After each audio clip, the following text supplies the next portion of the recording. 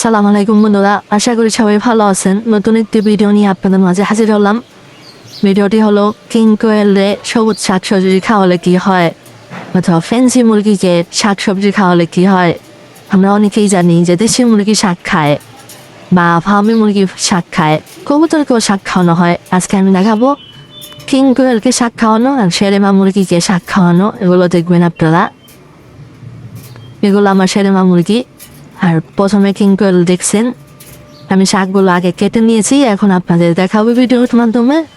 আপনারা দেখতে পাচ্ছেন এগুলো আমি খাওয়াবো। এই যে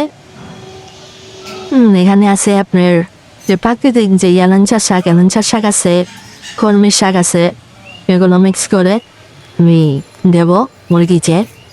ফুল ভিডিওটা দেখেন, দেখতে থাকেন। আমার মুরগিও খাবে, কোয়েলও খাবে। এখাও দেখেন, আপনারা অনেকে জানেন যে এগুলো খায় না। এটা হলো প্রাকৃতিক একটা ভিটামিন মুরগির জন্য, কোয়েলের জন্য।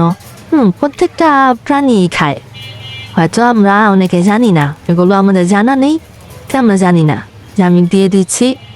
এগুলো আমার কিং কোয়েলের বাটি, কিং কোয়েলকে দিচ্ছি। আর অন্য মুরগির জন্য রাখছি, ফার্মি মুরগি আছে, ফার্মি মুরগির জন্য বা শেরেমা মুরগির জন্য রাখছি। দেখছেন আমার ফার্মি মুরগি খাচ্ছে, দিয়ে দেওয়ার সাথে সাথেই খাচ্ছে। পরে যদি সব পেতাম তাহলে ও সবই খেয়ে নিত। এই যে এখানে কিং কোয়েলকে দিচ্ছি, কিং কোয়েলের জন্য দেওয়া আছে। সে মুরগি খাচ্ছিল, তো ভিডিও করা দেখেও খাচ্ছে না। আপনারা দিতে পারেন, দেখতে পারেন দিয়ে। এটা হলো একটা প্রাকৃতিক ভিটামিন, এটা সপ্তাহে 2 থেকে 3 বার দেওয়া উচিত। তাই শীতকালে এগুলো দেওয়া উচিত। ভিডিওটা এই পর্যন্তই, আশা করি সবার ভালো লাগবে।